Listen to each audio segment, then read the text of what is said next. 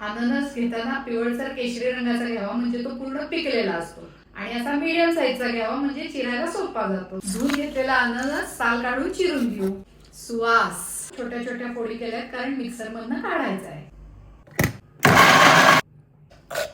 हे डोळ्यासारखं असतं, ते कितीही काढलं तरी राहतं आणि तोंडात येतं, म्हणून रस गाळून घ्यायचा.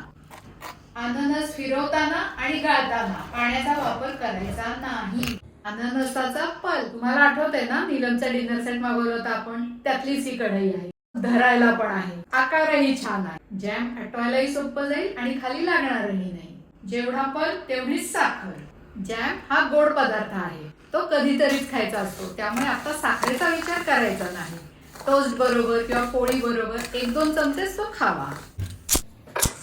गॅस बारीक ठेवायचा आणि सतत ढवळत राहायचं, घट्ट होईपर्यंत ढवळायचं. घट्ट होत आलंय, जॅम हलत नाहीये, तयार आहे.